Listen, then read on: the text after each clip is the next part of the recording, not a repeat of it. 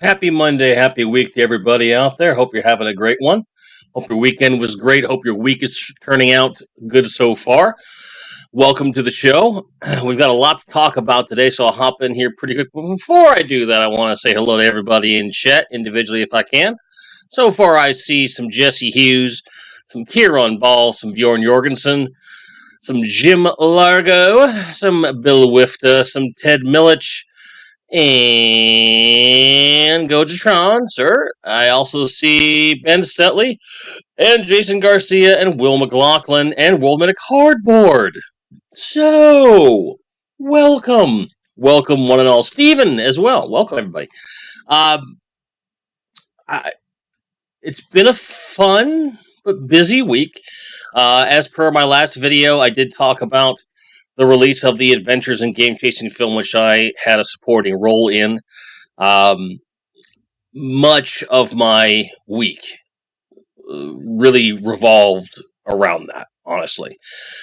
We did do some private showings over on Patreon, and we'll be doing more of those in the future, so if it's something you're into and you didn't pre-order the movie, that's an option for you. Slight little plug for you. But that was, like I said in the video, it's overwhelming in a good way, you know. But it was something that I'm very grateful to have had happen. It's been overwhelmingly positive, and at the end of the day, that video pretty much says it all, so I'm not going to spend a whole lot of time on that. So to get into our first news story of the day, I'm going to ever so briefly go over the Star Wars Hasbro reveals from last week. And they're not much for someone like myself. It's the vast majority of this are Black Series, and I don't know if you've noticed this or not, but the vast majority of these are Stormtrooper or Clone Trooper paint variants for the most part. I did pre-order this Heavy Trooper that you see in the upper left with the red background, just because I like the weapon and it's a vintage collection scale. Stormtroopers are good. Variances on Stormtroopers are good. But the paint deco stuff you're seeing, like in the center and below, like, look, for fans, some fans, I get it. They're going to be into it. That's great. But for me, don't care. And they have this 4-pack of some Clone Troopers, which, again, I don't collect that series. It is what it is. There's some well-worn territory with the deluxe versus the not deluxe, tavern, cantina, band. I get why some people might want these figures, but with the prices that they're talking about, forget it. This Darth Vader helmet looks pretty cool. It's a little expensive, but hey, it is what it is. It's okay. The rest of the things on offer, I don't care. I just don't care, personally. And also, of course, we have this retro collection. It's almost like the early bird thing, where you've got this box that just has those figures in it. It's a cool idea. I like that they're doing this because it does give you a means to get those figures if you missed out the first time. And they come in one box, which is nice. But again, they're doing the distressed edges, and it's like, I've never understood in any medium, any product, pre-distressing anything. Jeans, boxes, denim, leather, people. You don't want to pre-distress people. I don't understand. These are not for me, but I'd be remiss if I didn't at least go over them. Most of these are not affected by the Hasbro package changes from what I can see in the reveals that have been out there, which is nice. But at the same time, meh, like Gojitron is saying, I want none of these. I get it. I get it. So, not great. Not great. So again, I'm seeing a lot of folks here, Bill Wift is very unimpressed. I see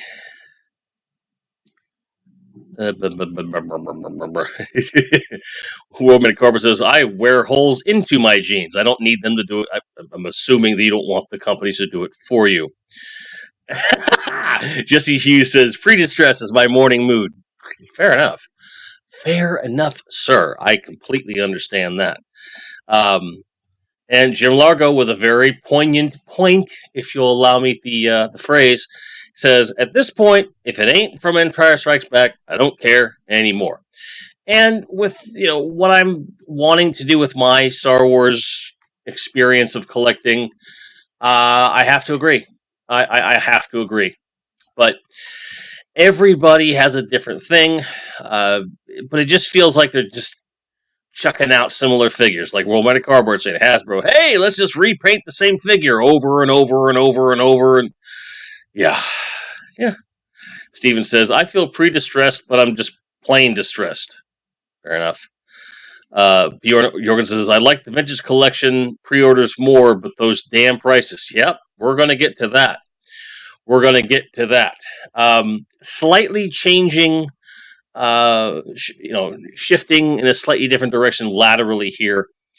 The Mcfarland DC Multiverse figures. There are a lot of alternates that have come out. Now, I am not a fan of releasing 90,000 different versions of the same character with minor changes. Now, these are legitimate alternate style figures for different comic runs, different universes, things like that. The sculpts look pretty good. They are what they are. But I'm pointing this out to show that, yeah, these are variants, and I'm not interested in any of them.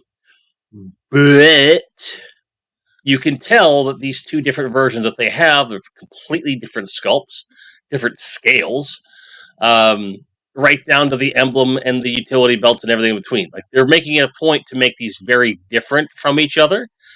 I still don't think that you need this many Batman figures floating around, but if that is your jam, you've got some cool stuff coming. But it's something else. And Steven says, why do I always get the Batman vibe when it comes to repaints? And he goes, damn it, you cut to Batman when I was typing that last comment. It's a little Dark Knight collection kind of thing going on there.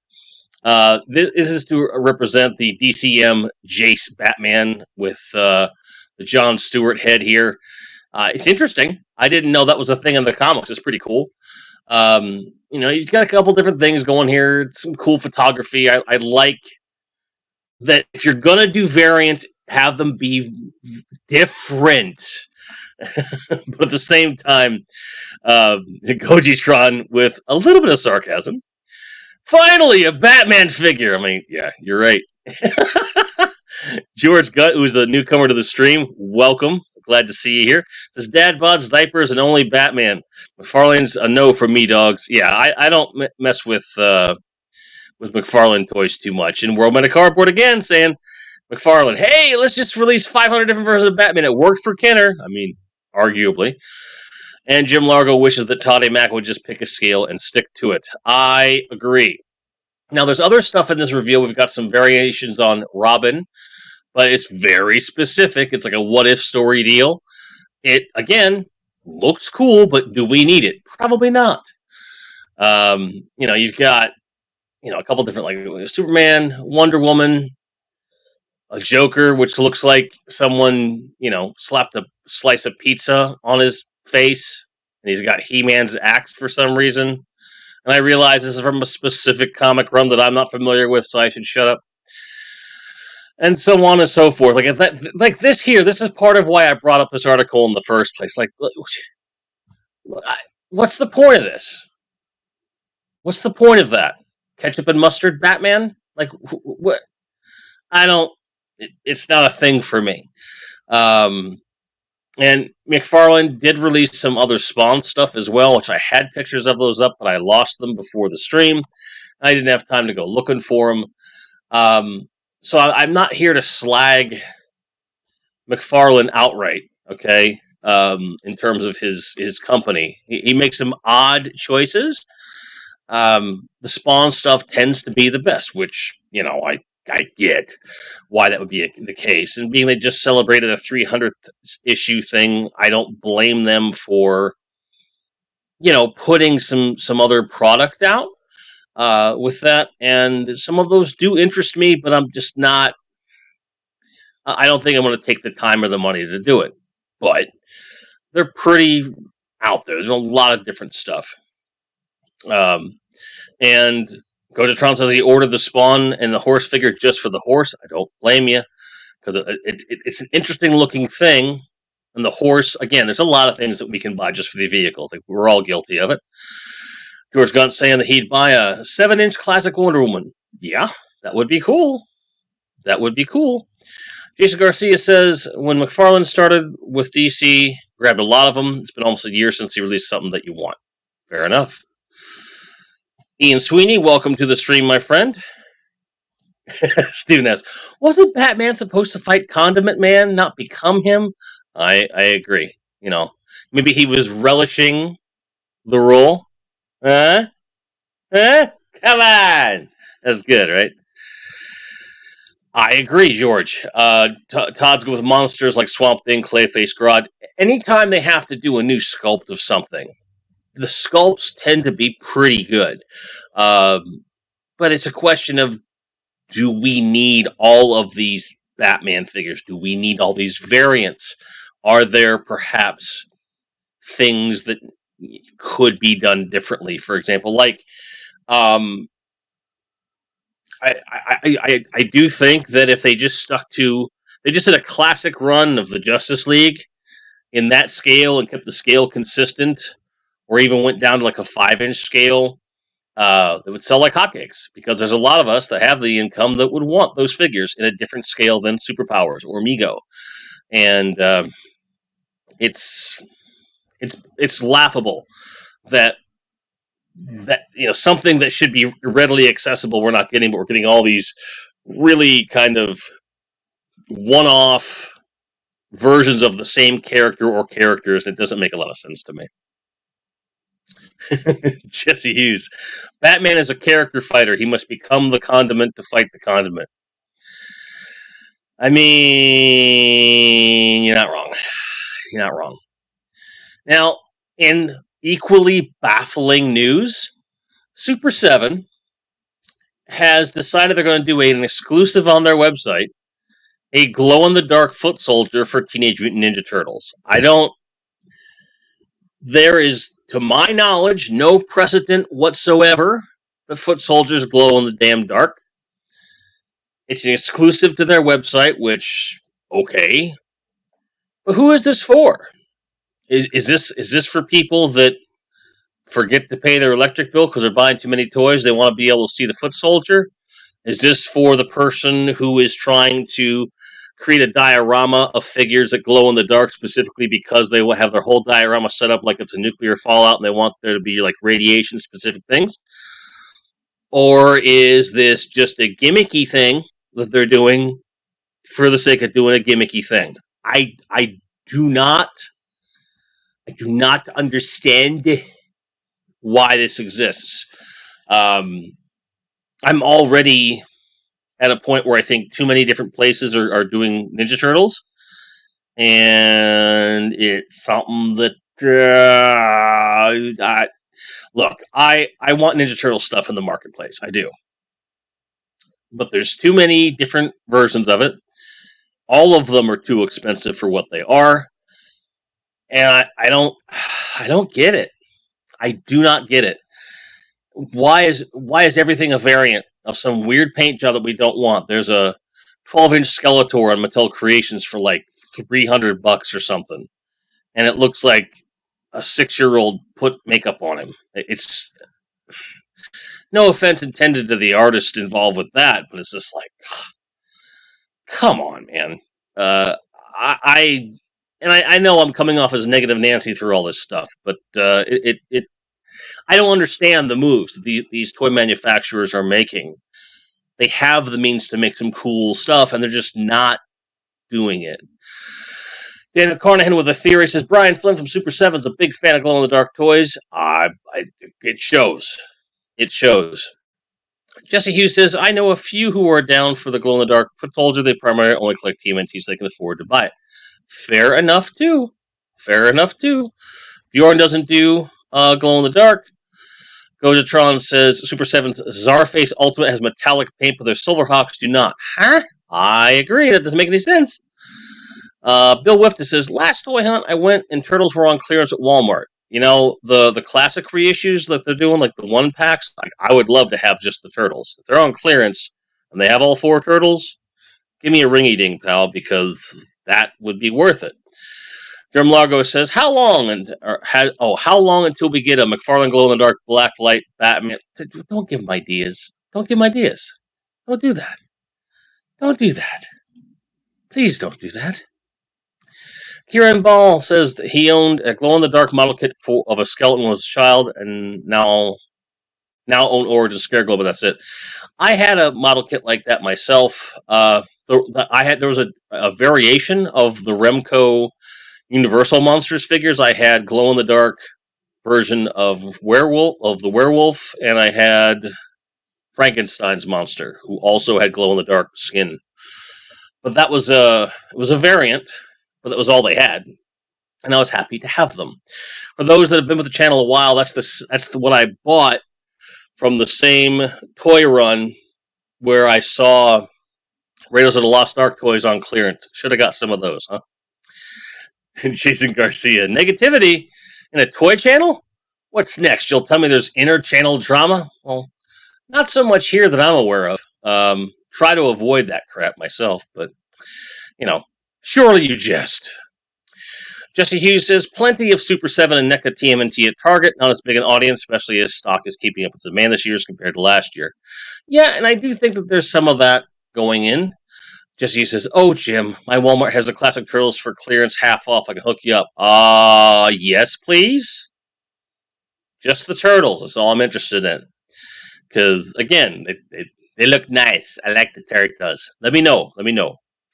Woman of Cardboard says, I think the companies are spreading their IPs across toy producers to try to mitigate potential problems. They just want money. I can't fault them for that. But when none of the offerings are making a ton of sense, I don't get it. Okay, so Bill's saying he saw 3 of the 4 bows a week ago. Fair enough. Karen Ball says, vintage Matchbox Lesney fighting Fury's Ghost of Captain Kid action figure. That's a mouthful.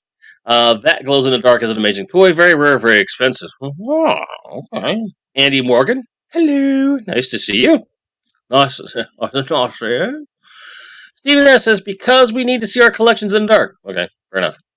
Woman of Cardboard had a Godzilla vinyl puppet that he did not know glowed in the dark teeth and spines until it scared me during the night.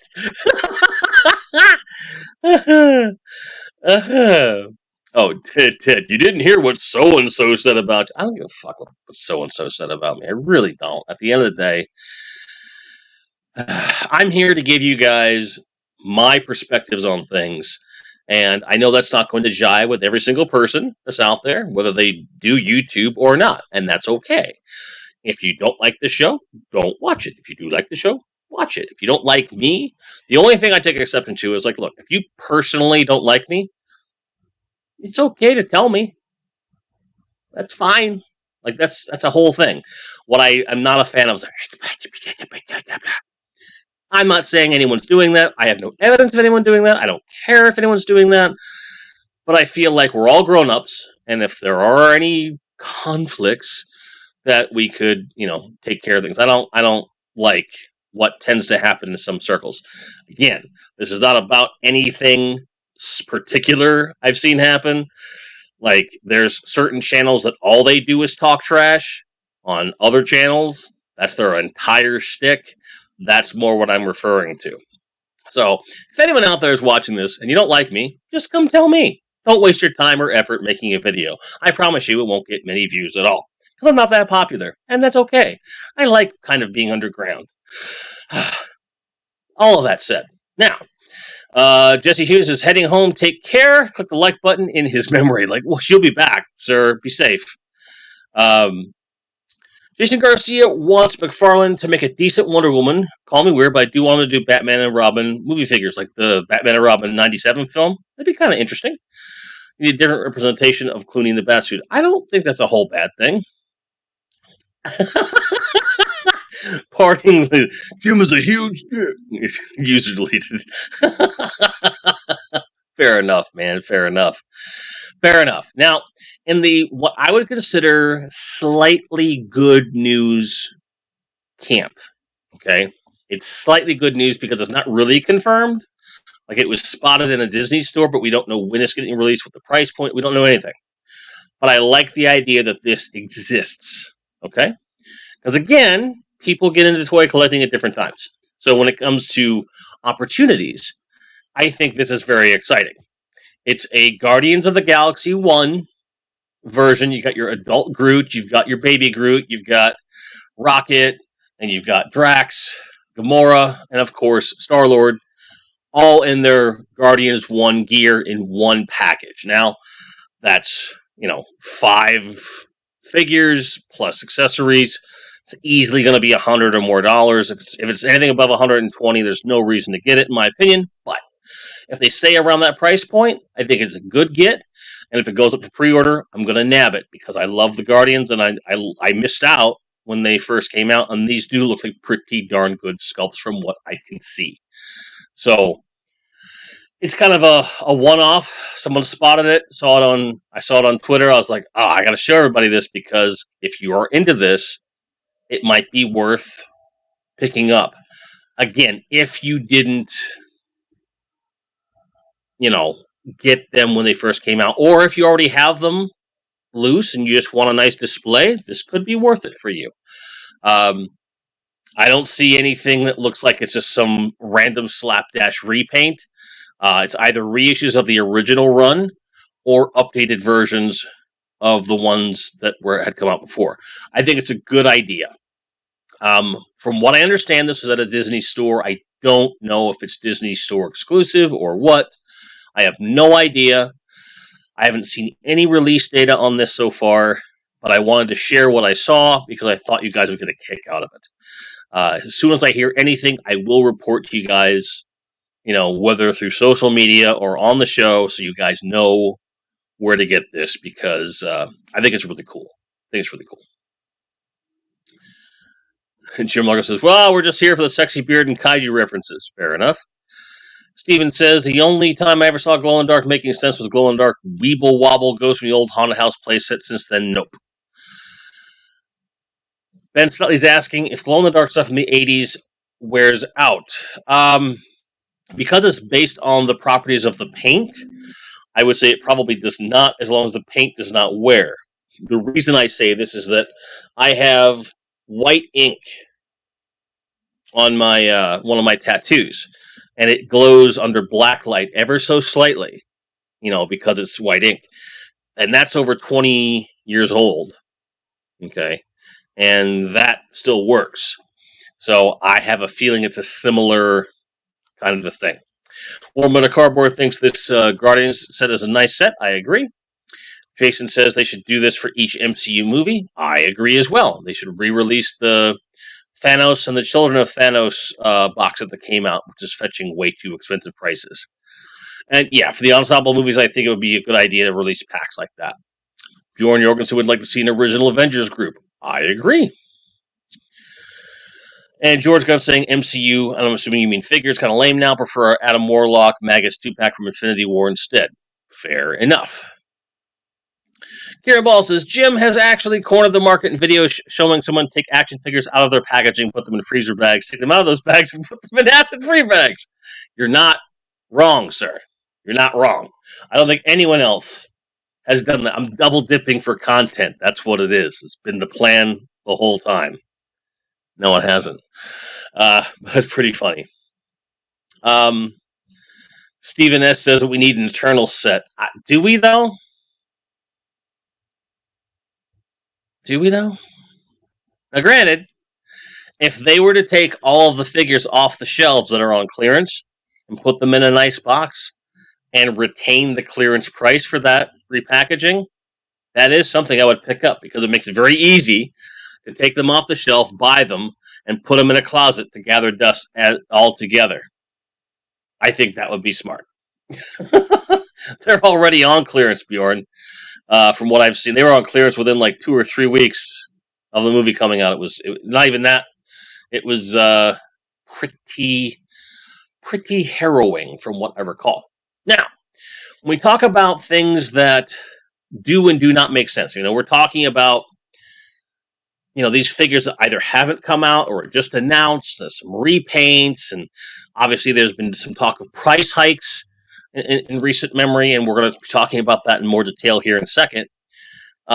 Here is something that kind of baffles me.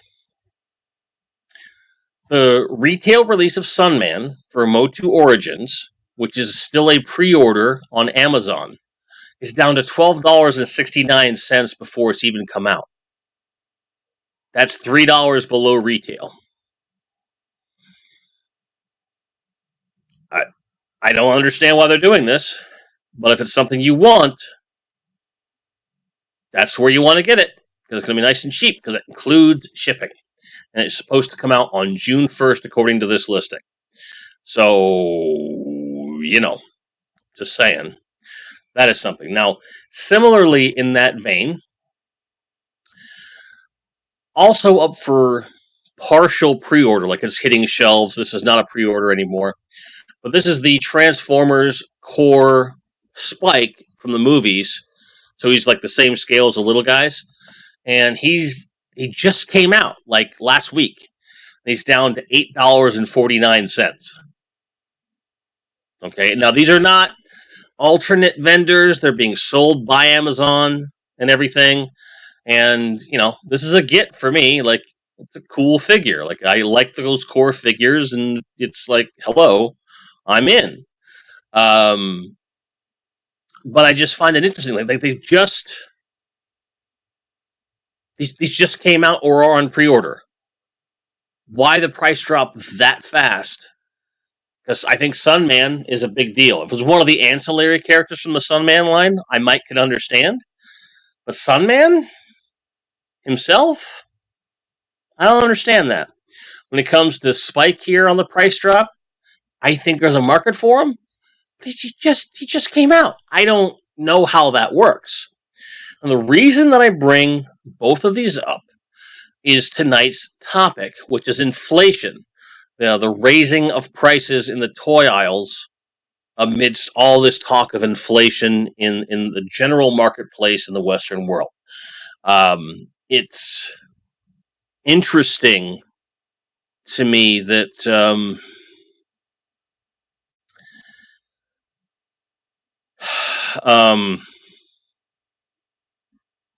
that prices are going up the way that they are. So a couple weeks ago, Hasbro announces that prices are going up on Marvel Legends, Star Wars, stuff like that. And they're probably going to blame inflation. They're going to blame shipping woes that have happened over the last couple of years. They're going to blame everything they can except the fact that they want a higher profit margin. All right. Now, they're going to sit here and say that it's an oil thing, like Bill Wift is saying that plastic is made from petroleum. Okay. So their costs go up. They still make a profit, but they're making less profit. Well, guess what? If they don't sell, like if they're not selling enough toys, right? And they're not making the profit, raising the prices isn't going to help them sell more toys.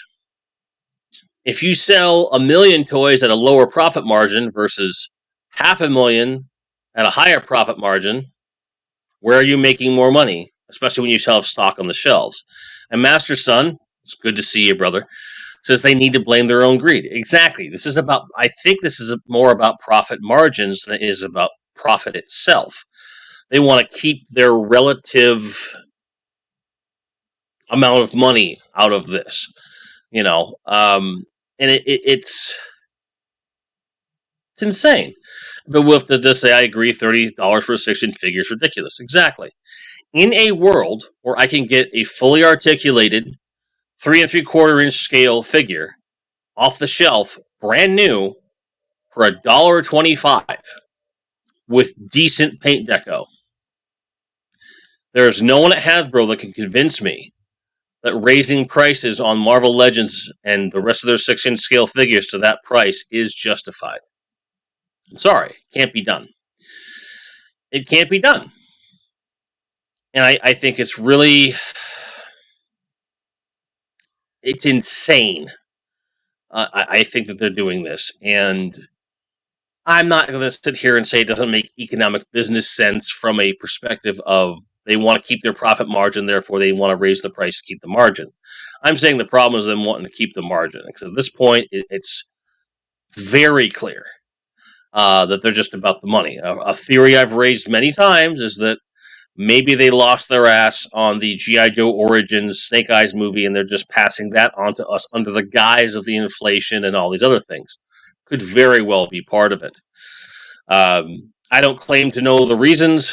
I'm just throwing out half-baked theories because I'm trying to understand. Jim Largo saying a signature collection of figures inspired by the art of Perez, O'Neill, and Adams would be an adult collector's dream. I agree, and it would be a great tribute as well. I would love to see some really quality stuff that pays tribute to these artists. Bjorn Jorgensen says, it seems like they just don't care how many units they sell, just the price of a single unit. Exactly. So when we look at, Motu Origins, for example, they're, they got some stuff that doesn't necessarily move, but they're not out here bumping up prices on anything. They're not doing this weird stuff, and Mattel seems to be rolling with the punches. They're not good guys in this any more than Hasbro is, but Mattel seems to have a little bit more sense than Hasbro when it comes to these things. And Bill Whift is like, I'm not buying anything new from Marvel Legends. Don't blame you. I don't blame you. Wilmer Cardboard says, let's support Final Faction. Yes, let's do that. It's a great toy line. Great toy line. And Bill's saving his money for Motu Origins. I see where you're at, brother. I see where you're at. Dana Dorian says, with Lego, I can understand, but with figures, it's just wrong. Right, because Lego is like a bulk-produced product, and it is technically an import, things like that. I understand. Certainly interesting stuff. Goldestron adding in Batman, Joker, Ra's al Ghul, Talia, and Batman for Adams. Yes. For Neil Adams, we would need the entire Daughter of the Demon character lineup. From Batman to Robin, Man-Bat, the whole Batman family, that whole Neil Adams run that was around the time of the Daughter of the Demon line. They do that, and if it's well made, take my money. I would do that. Will's like, oh, I've supported Final Faction. There are some people that it wouldn't surprise me if they said, Jim, I bought so much Final Faction, I'm going to start eating them for breakfast. For that price, how can you not? How can you not? Jessica Garcia says, oh no, it was Lost from Battleship. We're feeling effects from that movie 10 years ago. Ugh. Karen Ball says, it's because more than half of what they produce is crap. Who wanted a Stiltman? Who wanted an Age of the Apocalypse wave? Who wants a Hammerhead? Not wrong. Not wrong. Will McLaughlin has dedicated 2 entire shelves to Final Faction. As well one should. Jim Largo says, so far, Mattel doesn't seem to be overpricing their current offerings. Motu and Lightyear movie toys are a decent price. It's a good point. This is a new toy line they're coming out with to tie in with the movie, and because of the nature of that film and how popular it's probably going to be, they probably could have price gouged on that, and it doesn't seem like they are. It's a good point. Ian Sweeney says, I took the advice of some general collecting videos on YouTube and decided to choose a main focus for my collection while still occasionally picking up other odd bits when the bargain presents itself. Yes. I widened my scope a little bit, but I cherry pick more than anything else at this point. I do have Action Force. I cherry pick my way through that stuff. I was going to go with everything, but I was like, that's not practical. Same thing with Classifieds. I cherry pick what I want, which is getting less and less. Marvel Legends, I've always cherry picked that line. Motu Origins is the only one that I have to have everything, right? And Superpowers collection has its well-worn territory. I cherry-picked that as a vintage line. Star Wars vintage collection, cherry-picking that line. I think that's what you have to do. Decide what you want, decide how you want to approach it, and stick to it. I have been tempted to go to the dark side with Star Wars a few times. I'm like, nope, not doing it. And Jason says, at least Mattel has figures on the shelves. There you go. George Guntz, Hammerhead, the figure's great. Love the Marvel Crime Bosses. I have a soft spot for that figure as well, and I do have one. Very happy about that. Coach Tron apologizes in advance for his video this week, and I have a feeling of what he's going to be reviewing.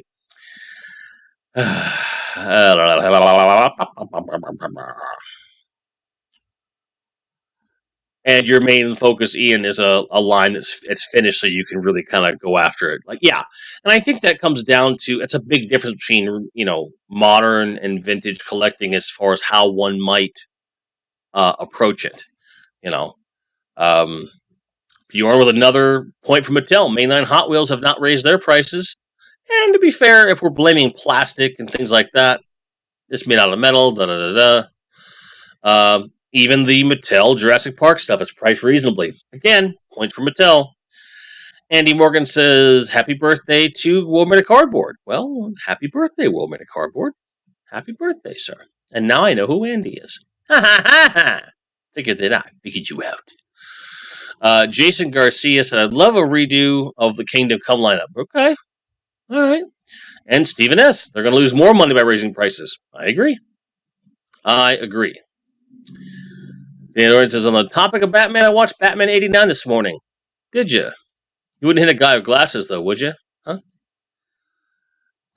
Bjorn says, some of the Lightyear movie toys look awesome. I agree. And they fit different scales of figures, too. I've heard some tell of 16 scale figures fitting in the vehicle, for example. I was like, what?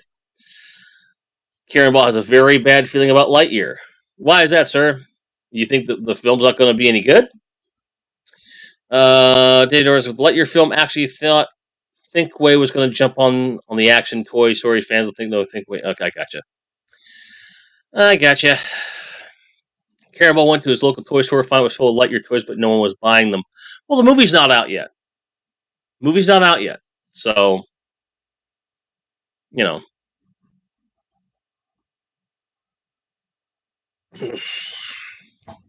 I stand corrected, Bjorn. Plastic and metal. Kieran Ball says, I love Marvel's Hammerhead, want an action figure on, but he's a massive peg warmer in the UK because no one knows who he is. Fair. Jason Garcia tries to cherry pick his Godzilla figures, but what I'm missing now is the Bandai vinyls are just as expensive figure arts I'm also into. Yeah. Part of why I've stayed away for so long, despite being a massive G-Man fan. Bill Wifta says, sorry. Have you sent you-know-what to you-know-who yet? I have no idea what it is. Gojatron says, Lightyear toys have been great for customizers. Yep, Zerg Sentinels, Cyclops' shield androids, and the $45 ship could fit a 6-inch figure. Yep, and I've seen some of it. It looks pretty cool, and it's tempting. It's very tempting. Stephen S. says, they will see the lost revenue and start canceling things. The ones they keep will get worse. We think their offerings suck now. Way to be optimistic, Steve. Way to be optimistic. But fair enough. For those discussing packages in chat, I went to the box yesterday to find that they had closed for Mother's Day, which I thought was sweet, but it would have been nice for them to let me know in advance they were going to be closed. Work schedule today did not permit me to go over there. I may swing by there tomorrow. That's also why there's no pickups, shot, or discussion this week, because there's nothing to discuss, as everything I have in pickups is at the box right now. So, it's something that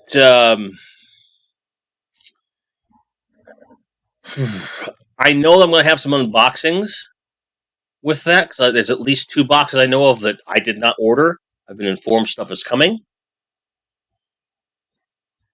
So because it's going to be tomorrow-ish, I'm going to film those, and then those unboxings will go up on the channel. And we will have the pickups for next week. And my question to you is, as I intend to release the unboxings as separate videos, from the gift stuff or like do you want that stuff still in the pickups for next week's show? Or do you think the unboxings will suffice and then just have the other pickups? It's just a preference thing. George, I just found out this channel a couple days ago because of the Game Chasers movie. Well, thank you. I recognize you from the comments. Thank you very much, sir. So which main lines do I collect? You may see behind you a Castle Grayskull and a bunch of Motu Origins stuff. So I am currently after a Motu Origins Retail Complete collection. I have everything that's been released up to this point. I'm waiting on some pre-orders, obviously, to come in, but I am up to the task. And I also collect a lot of Marvel Legends, but I cherry pick them. I'm mainly like Spiderman, X-Men focused, with some ancillary characters here and there. I got a lot of the MCU Marvel Legends stuff. I also collect Star Wars Vintage Collection, but I'm only after stuff that's that's appropriate to Bespin. I collect some Godzilla stuff. I collect what am I missing here? Action Force, G.I. Joe Classifieds, both of which I cherry pick a little bit. Less so with Action Force, more so with G.I. Joe Classifieds. Trying to think here. Superpowers Collection, which is the vintage line. I have Series 1 and Series 2, all of them, and people keep trying to get me to get Series 3. I eventually will probably knock down that door at some point. There's a lot of other toy lines that I'm into. I don't have anything of yet, like Starriers and stuff like that. But those are the big ones. Like Motu is by far the biggest collection that I have. And it's Motu Origins specific, but I do have some vintage stuff. Like I have a Snake Mountain, I have a She-Ra, Crystal Castle, I've got the Origins, Castle Grayskull, stuff like that. So I collect a lot of stuff. There's a lot of videos on the channel about that stuff. So if you're into it, check them out, because it'll give you a better idea of where my head's at with this stuff. Kal-El Stephen M. says hello. I say hello back to you, sir. Bill Wifton wants to see the unboxings live. That is not going to happen for multiple reasons, not the least of which is the way that I want to do unboxings moving forward. Right? So what I want to do is film the initial unboxing here so you get my facial reaction. Then I take it over the toy photography table and go like, let's look at it, kind of a thing. It's not something that I like to do during a live show. I understand why that's popular, but I'm not comfortable doing it, unfortunately. I have a history of doing pre-recorded unboxings for a long time. They were a Patreon exclusive thing, but now because I'm starting to get a backlog of videos, I'm going to start just making them, 24-hour exclusive stuff like that. So it's probably not going to happen. Especially when I have no idea what's coming. It's like, I might have to edit something. Like I might say some words I don't want to say on the channel, which I know is rare, but, Daniel Dorian says, Jim, my 4 Blue Bomber Next games have all arrived complete boxed. Mega Man 1 to 4, yes. Nice. He said at least this week's anyways. Oh. I see. No promises, sir. All depends upon what happens. Bjorn says, what you could do is include them in the pickups and then edit out that chunk and release... What? Okay, I don't think you understand what I'm asking, Bjorn. I'm saying, between now and next week's show, I am going to unbox that on camera. And what I'm saying is that there's going to be a video that goes out of the unboxing of that. And I'm saying that because it'll be out of the box, should I also include it in the pickups for next week's live show as a display piece or not? Because the video of the unboxing will have already been out by then. That's all I'm asking. That's all I'm asking. But I am not going to put the unboxings in the show. No. Jim Largo says, it wouldn't hurt to have pickups and unbox stuff on the Grindy Toy Cam just for fun.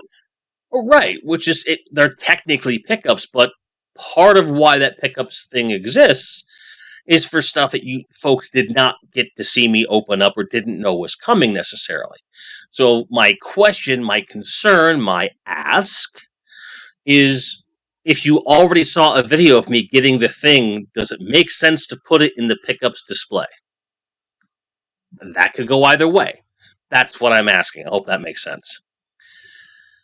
Okay. Hope it's not going to be a what the fuck reaction. No, probably not. Kieran Mull says, I don't think we have enough time for an unboxing live stream. Wimbledon starts in June. Yeah, I don't watch tennis. Hard R. Like hard R as in like the ratings board, or hard R as in Boston, where I was born. Probably you mean the MPA rating. I have a pretty fast and loose rule with language on my channel. I try not to go overboard because it is YouTube, but I'll let it fly. And it's whatever. George says, gotcha, I've always messed up. My phone didn't catch everything. That's okay. That's why I wanted to clarify. Bill Wifta says he doesn't get what you mean. Could just be in the room when he opens up. Yeah. There's a very short list of things that could be in this box that have you guys that excited. And if it's anything like what I'm thinking of, you guys are lucky that you're not in the same room with me when I open that box. Stephen S. says, absolutely loved your video, went through all those Joes. Yeah, and that was a live stream, and what we were, for those of you who weren't there that don't know what he's talking about, Reclaimers Vintage Toys, Matt Swafford, friend of the channel, brokered a deal here in the DFW area, and said, hey, if I pay this guy, could you go get it? Sure. So we had this idea of me showing everything on camera during a live stream, letting the fans participate to see a part of reselling that they don't normally get to see. So we went through this entire, 3 gigantic, crazy boxes full of G.I. Joe toys. And it was like a 3.5-hour ordeal. And it took me another, 2 months to package it properly and get it out to them. So it's interesting, and it's available on the channel right now. You can go watch it if you want to. I would advise watching it at 1.5 or 1.75 speed because it's a long stream. But if you like G.I. Joe, it's a trip down nostalgia lane, that's for sure. Ben Sutley says, pickups on table for live is good. Close-up questions, etc. No one is saying yet whether they... Never mind. I'll figure it out myself. Gwyneth I don't know. Gwyneth Paltrow. Yeah, sure. Why not? Daniel Dorian says, off topic, mate, but have you ever gotten to beyond the classic Mega Man games and play the other games? Yes. I have played Mega Man X and X2. In fact, I have X. I don't know if I have X2 or not. I haven't looked in a long time because of the storage. I very much like Mega Man X. I didn't get into Legends. I have the Mega Man, the Zero stuff on the Game Boy and whatnot. I have those, like Mega Man Zero versus Base and all that stuff. So I have a lot of that stuff. I like it. I do not like the 3D Mega Man at all. None of them. I don't want them in my collection. I don't want to play them. Bleh. Do not want. But if it's anything 2D, I'm in. All those new ones, 9 and 10 and stuff, which are freaking hard. But yeah, I'm into those big time. Same thing with the Ninja Gaiden series.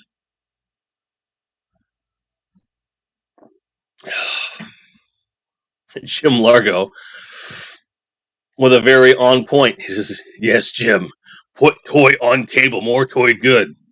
Okay, fair enough. That answers my question. Because I feel because just to explain my mentality, it's well, if you've already seen me unbox this, is the reveal cheapened because the video exists? Now, I realize that there might be people that watch the live stream that maybe don't watch the individual videos for whatever reason. That's possible, I guess. If the viewer counts on the live streams versus the videos is any indication, it probably just makes sense to put anything I got in the last week on there. So, Jay Dorian says, the 3D Mega Man games were a complete mixed bag. X7 turns your stomach. Yep, can't do it.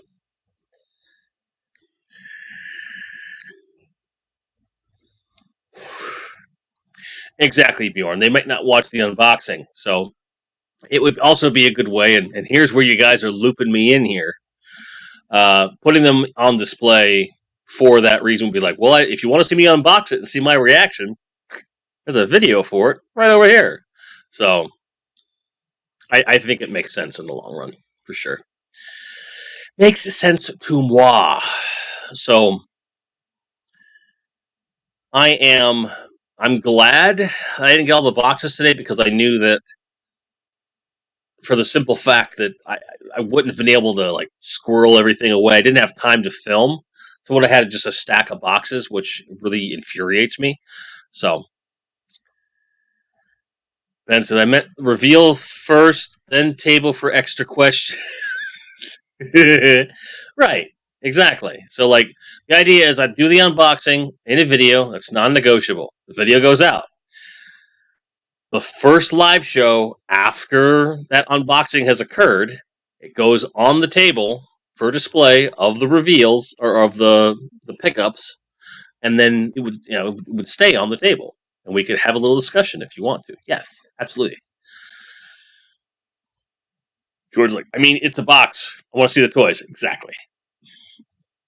Kal-El says, Ninja Gaiden games on NES are extremely unforgiving, especially second and third. You're not wrong. Not wrong. They're rough. Third is by far the hardest one. If only because of the limited continues. Even the continue code only gives you 99 of them. Whereas the other two games have unlimited continues, and you have no excuse not to keep pushing forward.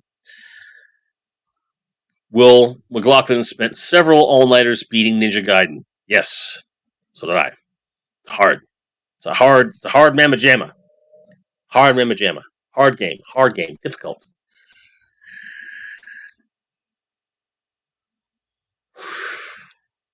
And I guess we can officially say that we're into the more open discussion Q&A portion. Obviously, we're free to talk, as always, you're free to talk about any subject you wish. Anything we've talked about tonight, anything we talked about previously, and just random questions and discussions is perfectly fine as well. Ian Sweeney says, I've only played 4 different games in the last 20 years. Baldur's Gate 2, Championship Manager, SWG, Star Wars Galaxies? No? I don't know what that is. And WoW, World of Warcraft. What is SWG? I feel like I should know what that is. Question from chat from Jim Largo. Best 80s ninja movie?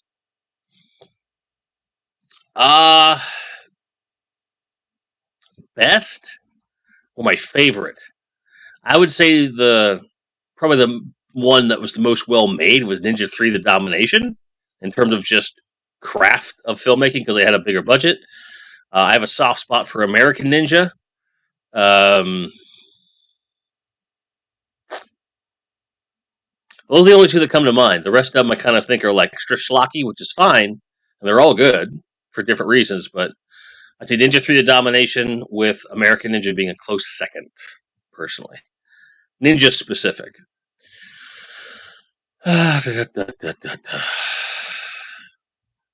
Ninja 3, Domination. Okay, there we go. Of course you played Doom. Doom seems like a game you'd get into. Steven says, and what's the deal with those old Playmate Toon Turtle line not looking at the cartoon? And what's the deal? I don't know. I think it's dumb. I don't get why they can't do that. Whereas the original Playmates toy line, the original line was like a cross between the cartoon and the comics, and I understood that and I appreciated that. But when you're putting something out that's purported to be the cartoon, why do they not look like the cartoon? I don't understand that either. Ian Sweeney says, American Ninja 1 and 2 I rented on video so many times. It's on TV a lot, so I got to watch it that way. But I would rent them occasionally. World made a cardboard trying to take the piss. Math problem. If little Timmy has $50, how many Hasbro Marvel Legends will be able to buy? Bonus, how disappointed will he be? The answer is none, because his mother will talk him out of it and give an economics lesson, and then take him to Dollar Tree, where he can buy the entire line plus troop builders of Final Faction, and he'll be not disappointed at all because arguably it's a better toy line, and he has the whole collection in one go, and will be the envy of his entire circle of friends. That's the answer to that question. There you go. Bill Wifta says, love ninja movies, even Ninja Theater with Shokazuji direct. Yep. Bjorn, right behind me. Maybe we should go to Dollar Tree, get an army. I agree. Karen Ball says, what vintage toy line would you like rebooted, and which toy company would you choose to do it? Superpowers collection, preferably in a larger scale, like 5 to 7 inches, and I want Mattel to do it. That was easy. Now, if I can't pick that, I would say Starriers, and I would want a new toy company to do it. I would want articulated Starriers from a new company. I would want someone new to handle it. Also, as a runner-up, if I had to pick a big toy line, it would be Mattel for the Superpowers. If I had my greatest wish of wishes, it would be Valaverse doing a Superpowers collection update in the 6-inch. So, Bobby, if you're listening, please, would love that so much. Ninja the Revenge was a classic. Ninja Jim. Not sure that's a thing. Will McLaughlin says, we used to call the security guard at our school the Black Star Ninja. I feel like there's a story there. Goji Tron says, World made cardboard, the Eternals on clearance. A world made all the Eternals on clearance extremely. Oh, I get it. We get all the Eternals for $50 and be very disappointed. I see. Cal L says that with $50, Little Timmy could put down one of 4 payments towards one Marvel Legends figure. American Ninja. George wants Dino Riders. I think a lot of people would like that, for sure. Karen Ball says, lie to Timmy and tell him the Eternals are great and can buy all their figures. Bjorn says, the Ninja movie that Chris Farley did was funny as a kid, but that wasn't in the 80s, so it technically doesn't count. Steven says, saw that comic, Godzilla versus Power Rangers, him versus Dragon Sword. I smell a toy line in our midst. I'm sure it's coming, and I hope it does. That means we'll get some different takes on different kaiju. But Wifta says, what are my thoughts on the Mcfarland Superpowers collection coming out? That's a rumor. It's not confirmed as far as I know. And from what I've heard about said rumor, they're not the classic designs, so I'm kind of out on it. If they promise to do the classic lineup, I'm in. But no classic designs, no purchase from me. Aside from, like, the occasional figure. Like, I might get a Batman or Superman if they're the classic, but they're not going to be, probably. Ian Sweet says, original Action Force is a vintage toy line. Red Shadows, Baron Ironblood, of course, and affordable Robo Skull. Not wrong. I would love to see that as well. That does fascinate me a bit. Where my cardboard says, playing Doom is how my wife and I spent our first year of our marriage. She's a keeper, man. She's a keeper. Bjorn Jorgensen said, I would like to see some better Gargoyles figures, not from NECA. I think a lot of people would. Gojatron said, Playmobil is doing a Dino Riders type line. Looks cool. Interesting. Stephen S. is afraid to see what McFarlane does with Plastic Man. Yeah, I think that, I mean, that figure, that character is, there's only so much you can do with them to begin with. And, like, he just sits there. You know, oh, look at me, I'm Plastic Man. I had a superpowers when I was a kid.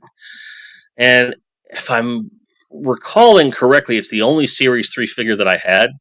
It's like, oh, look, my neck gets longer.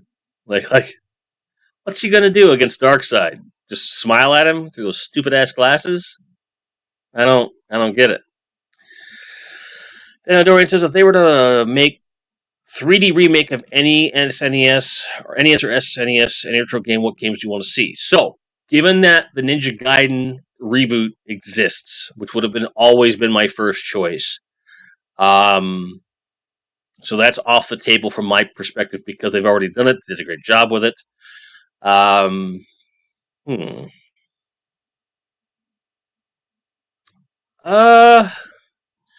One of my next ones is like Batman, the 89 Batman, but we've gotten the Arkham games, which are really, really, really good. So I don't think we need to have that in the space. You did say, or any retro game. So here's what I'm going to say. The Spider-Man arcade game, which prominently featured Venom, which had Hawkeye, Black Cat, and Submariner as teammates. I would love to see a 3D version of that game. An open world 3D version of that game, which is like a beat 'em up of the Spider-Man arcade game. And in a pinch, Operation Wolf. The Superpowers Plastic Man should have been made like Stretch Armstrong. Within reason, I think that could have been cool, depending on how they did it. Ian Sweeney says, maybe the plan with Plastic Man versus Darkseid would be that Darkseid would be so busy laughing the real attack could take place. That's fair. Bjorn, I have not seen Doctor Strange 2 yet myself. I figured that out, sir. Because she just comes in waves and then said happy birthday to you without any prompting from anyone else. I'm like, that's got to be his wife. But that's awesome. I'm glad that Andy enjoys them. I really appreciate that she's here. So if you're watching, Andy, which I know you are, thank you. Appreciate you very much. Stephen has always referred to Plastic Man as Silly Putty Man. Not wrong. Not wrong. Ooh, Will McLaughlin with a 3D remake for Maximum Carnage on the SNES. Okay. All right. Bill, we'll have to ask when Doctor Strange 2 comes out in Disney Plus. Probably. This movie's probably going to have legs, so it'd probably at least 2 or 3 months. I do plan on seeing it in the theater because between the effects in Doctor Strange 1, the premise of Doctor Strange 2, and the fact that Sam Raimi directed it, so I'm probably going to go see it this weekend. Cal says, I'd love to see the Ninja Gaiden NES trilogy remade with modern graphics, but keep it 2D. Okay, I can see that. Tanya Dorian says, Spider-Man arcade game, never heard of that one. Was it Namco or Capcom? None of those, actually. It was Sega. Sega did it. And I almost had a chance to buy an arcade stand-up. It was like $2,000. And I had the money, and I just decided not to because I didn't know where I was going to put it. I regret that. That's a great game. Submariner had an electricity attack in that game. Hope it doesn't get underwater. Right. Ian Sweeney asks, did they do a toy line for the epic Street Fighter movie starring Kylie and some Belgian dude? Yeah, I get what you're saying. I don't think they made a toy line. They did do a video game. So they did a video game based on a movie based on a video game. What NES game would be best in VR? Well, they've already done it. Duck Hunt. Tried on Friday. It was sold out. It's part of why I want to go like this weekend. And there's specific theaters I like to go to around here because they're nice theaters and you can go on a matinee and not have to like I like having some space. Yes, Bill, I'm leaving the house. I do that. I've done it twice in the last week alone. Kind of crazy. Ben Sully says, liking the pre-distress topic, but I could spend £3,000 to £4,000 for a Fender custom with Jeff Beck's arm rub, but Tama doesn't sell a beaten Imperial Star with bet rims and blood on it. Fair. I don't like buying used stuff. It's like, leave the house, oh my God!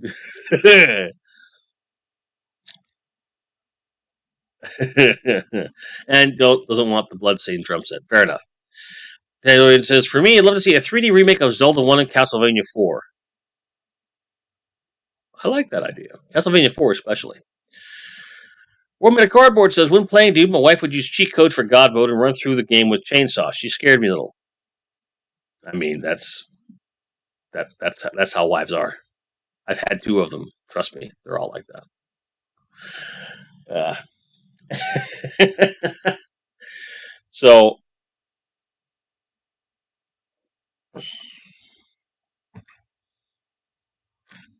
Ocarina of Time. Okay.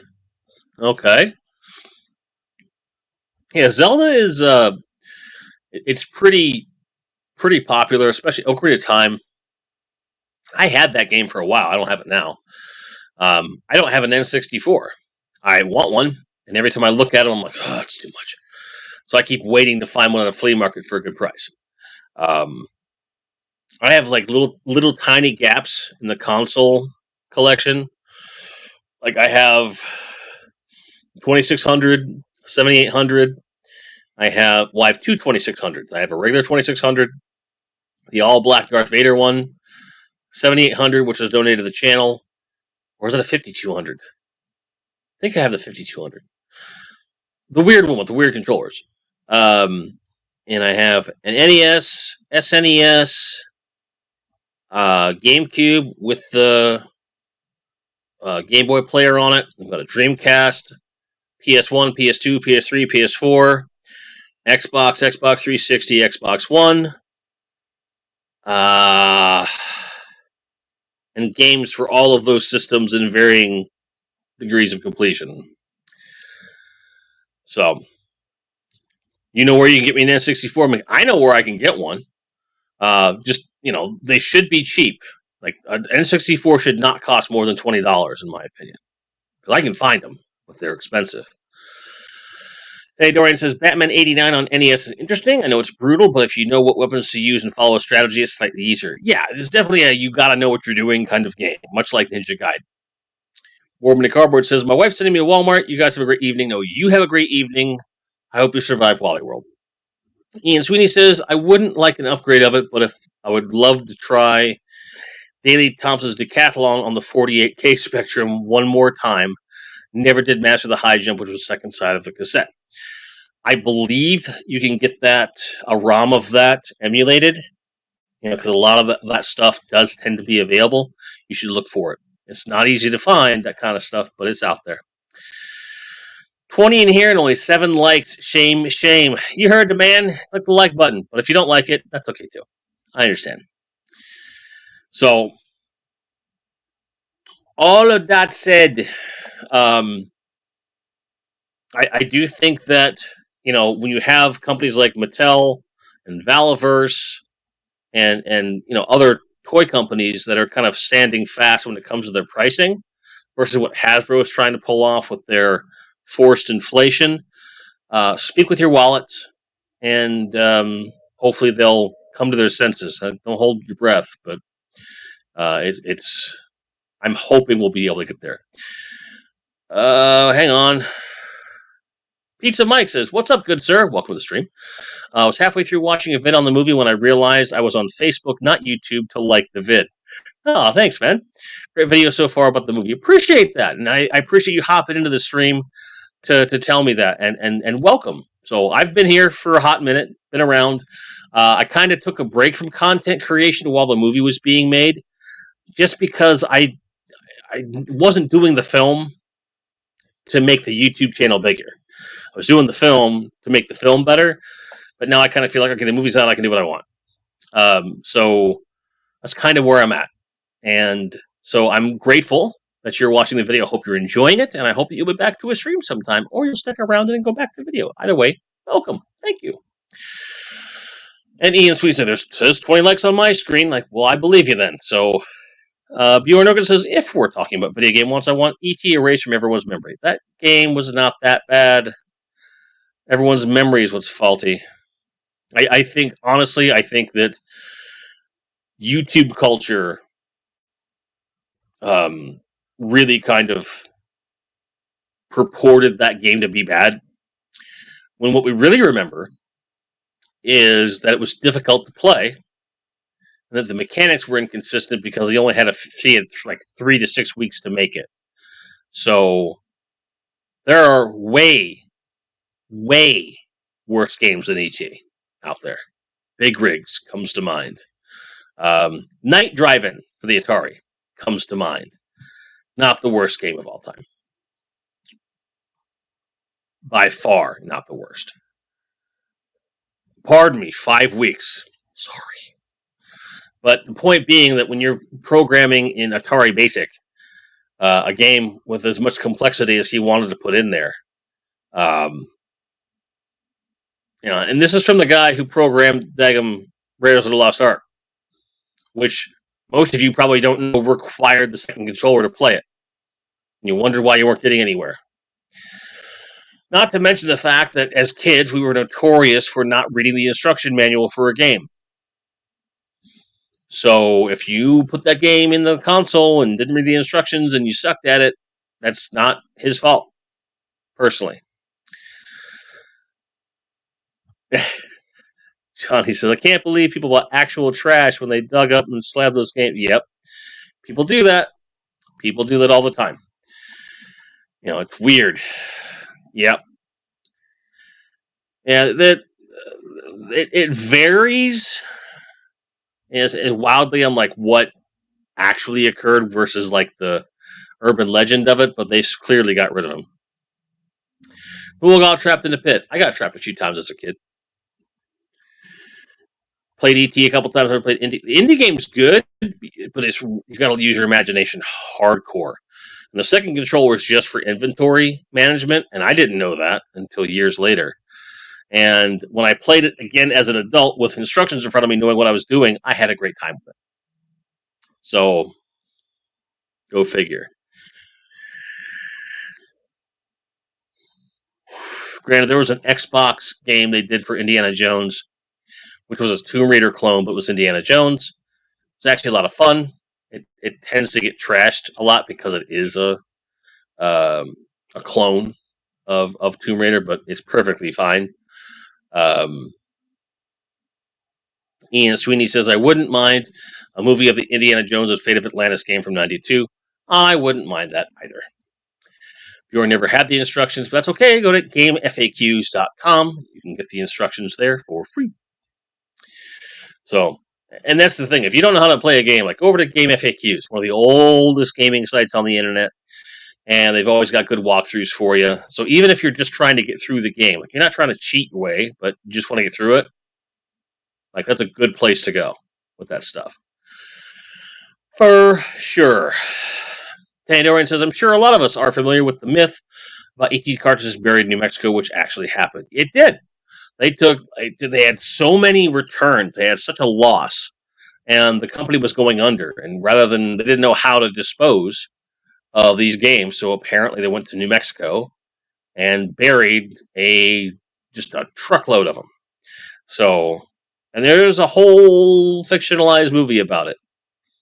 AVGN made a movie about it, which is very entertaining in my opinion, especially in hindsight. Bjorn Jurgen says, on the subject of Indiana Jones, should have had an animated series. Not wrong, sir. I would have loved that. Ben Sully says, annoying fact that petroleum plastic topic. Shell just announced a record $7.3 billion of profit in the last 3 months. But we have to pay more at the pump for toys because of Russia. Sorry, politics. That's the thing. I think at the end of the day, all of this we're talking about with so-called inflation really comes down to them not wanting to pull back on profits for the sake of the consumer. They're not thinking about consumer goodwill. They're thinking about their pockets and lining them. $7.3 billion in profit? Put the prices back down. Whether it's gasoline, petrol, toys, whatever. Pizza Mike says, I was thinking the other day, as I was playing Luigi Mansion 3, about just looking up the answer online as opposed to figuring out or friends help like the old days of magazines. Yeah, it's something that I don't think there's any shame in it. Like, if you're in it because you just want to have the complete experience, it's up to you to decide if it's worth banging your head against the wall or if getting past a certain pratfall and then doing as much of the game yourself as you can is worth it. I do it all the time. Because I want to have the full experience of the game, and I don't care how I got there. And no one can judge you on that, Mike. No one can judge you on that. If you decide to get the hint somewhere else, cool. If you finish the game and you're happy, that's all that matters. Gojatron asks, if anyone's seen the trailer for the Weird Al movie starring Daniel Radcliffe, looks like fun. I am interested. I am very interested in that film. Very interested in that film, for sure. Without a doubt. I don't know... I don't know if he's the right choice, but he's a good guy. Hey, Dorian's got to leave because he's got work in the morning. No worries. Thanks for being here as always, my friend. Appreciate you. So, Johnny Sorensen, not wrong, says Mario is missing. Now that should have gone to the landfill. I agree. That is a craptacular game. It's a craptacular game. It's horrible. It's horrible. Nerd Rage's like, tag in! Because Dan's leaving. He just got here. I get it. So we were talking, Nerd Rage, we were talking about the perceived inflation from Hasbro, and yet other toy lines, toy companies don't seem to be doing the same thing. And we're also talking about retro video games and the classics we'd like to see reimagined. E.T. has come up. We're talking about landfills and stuff like that. So just to give you a catch up on where we're at. So it's good to see you, my friend. I have not been to the post office box yet. I should be going tomorrow. Should be. I went yesterday. Got all dressed and left the house. And went there, and I went to open the door, and I almost punched myself in the face when the door didn't open. And I saw this big sign that says "Closed for Mother's Day," which fair enough, but didn't realize the place is closed for Mother's Day. I mean, it's fair. I was gobsmacked. I didn't know what to do. Bushido Blade needs a remaster? Can't argue with that. It's a Neo Geo one, right? I had said the Spiderman arcade game from Sega. You know, the actual stand-up arcade, which had these oversized characters, are almost the size of the whole screen. There's lots of cool scaling elements in it and stuff. It'd be great. Even if they just took it as is and put it on a Super Nintendo cartridge, I'd be very happy. Bjorn Orkin says, don't you just hate it when you get all dressed up to leave the house to do something and the place is closed? I do hate that. I really hate that. So, a PS1. Okay. Thank you for the correction. For some reason, I had it in my head it was a Neo Geo game. So, I'm weird like that sometimes.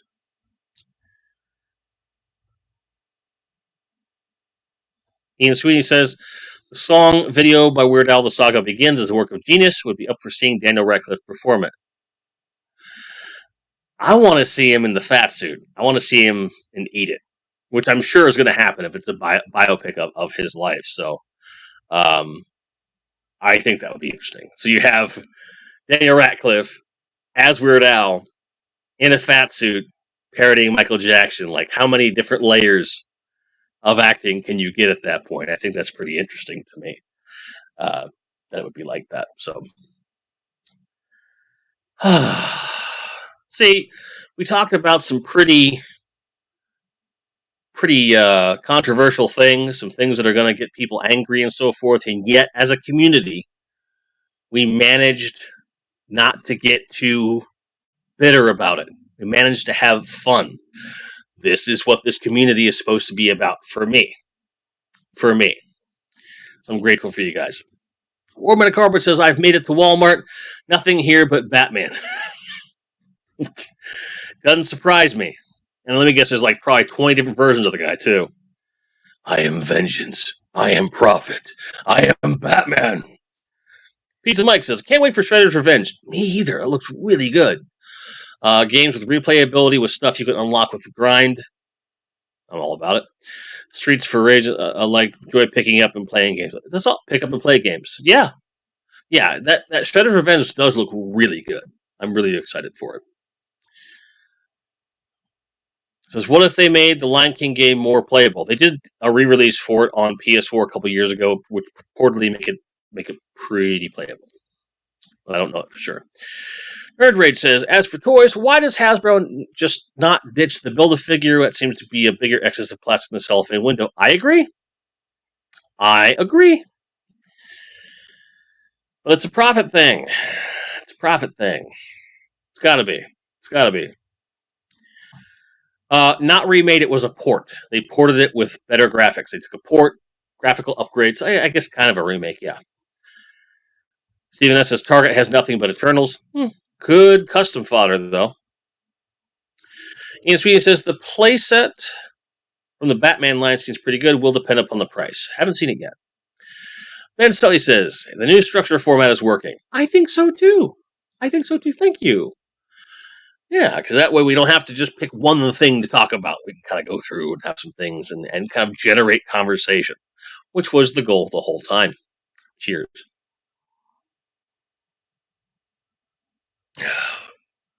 Nothing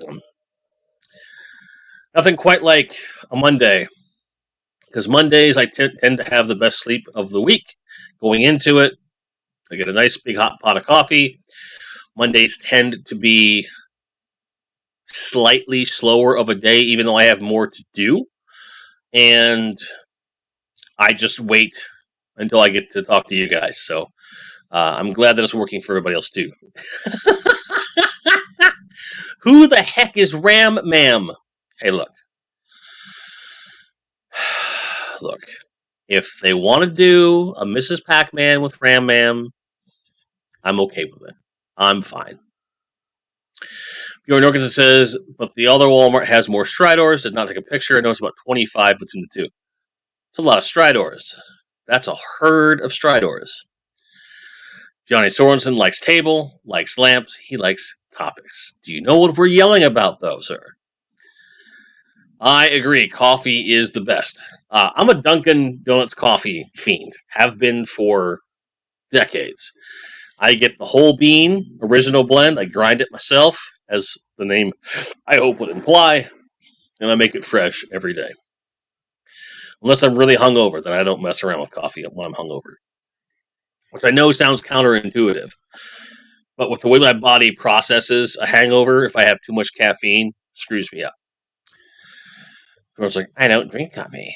That's fair. You know, he says the Batman. Where'd that come from? Out there, the Batman playset with all the stairs is $40, and that's in 5-inch scale. Is it? It's not bad. It's not bad. Someone get Goji, you're a mod, so you can post links. Could you post a link to that playset? We'll show it to everybody. Can you post a link to the playset so I can show everybody it? Dun, dun, dun. I would like that because I want to see it too.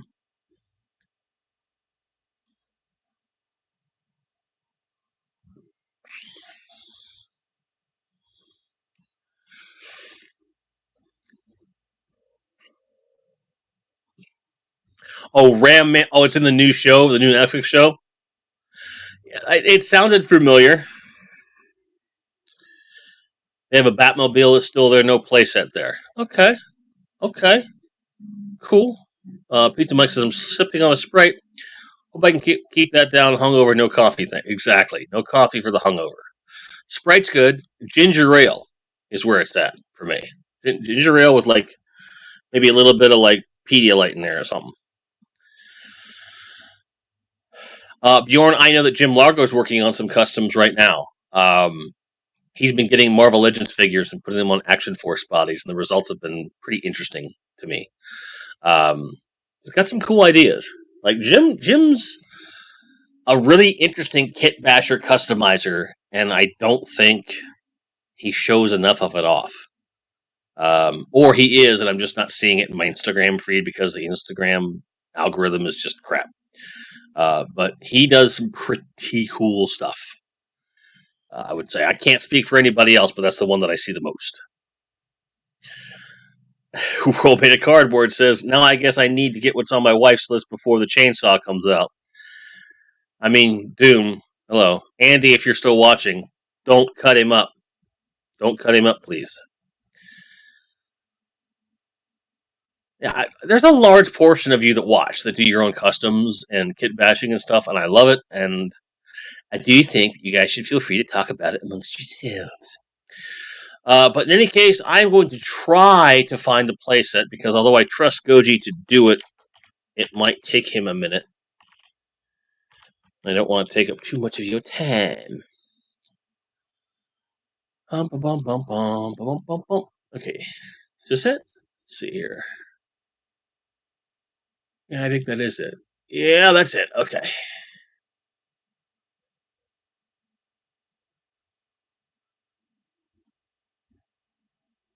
Yeah, that makes sense. So we're just going to open the image in a new tab. Perfect. All right. So this is the playset as it exists. Okay, so you got the Target one. Thank you, Andy. Appreciate that. So this is the Target listing.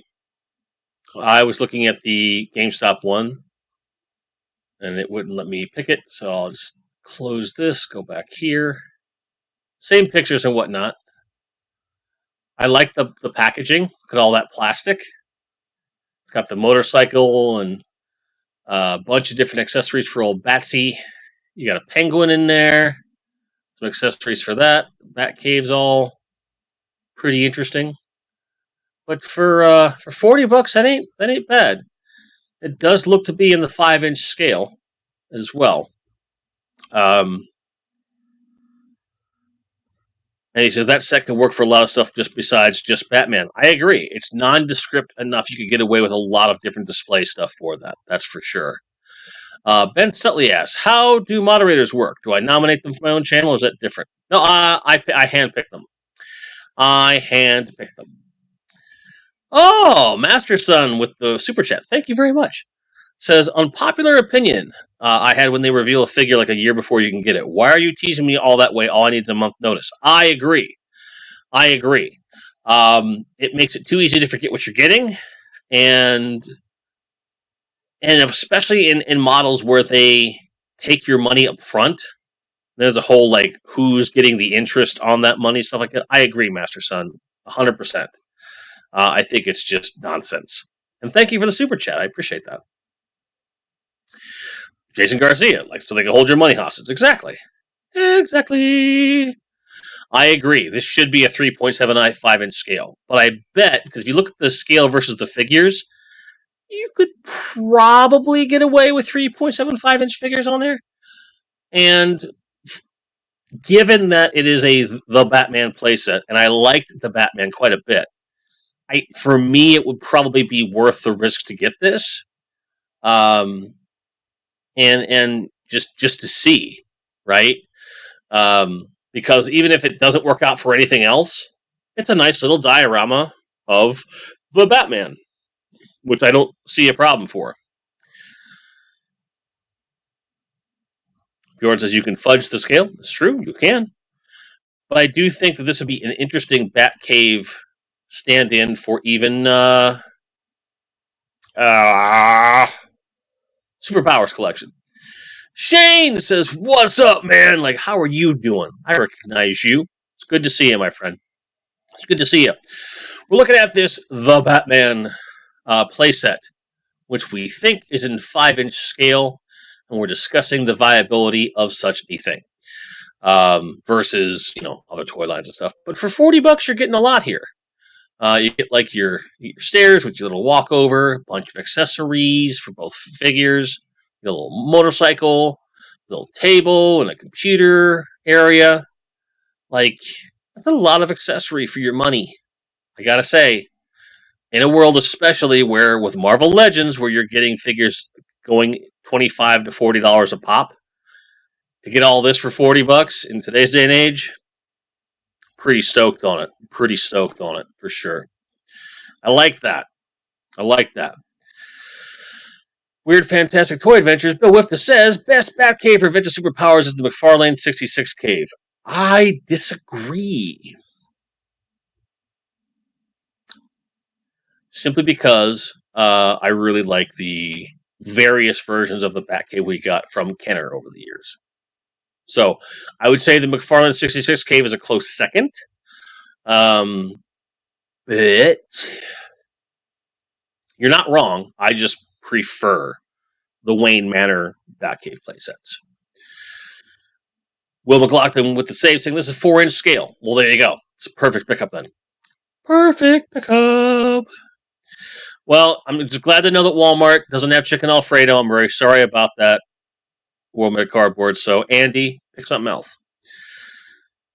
Amigo Pocket Heroes Batcave is cool. Okay. Shane says, just found out you had a YouTube channel. Subscribe. Well, thank you very much for the subscription. I appreciate that. I hope you enjoy the content. If you're looking for more game chasery stuff, I did a series a couple years back about some finds. So we have game grind, we have toy grinds, film grinds, stuff like that. So lots of stuff on the channel for you.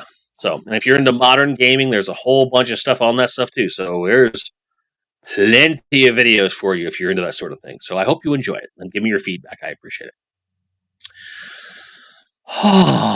Bjorn Nurgas says you might be able to use Marauders figures that Batman playset. They're more 4-inch, and with superpowers, they're more of a 4-inch scale than 3.75.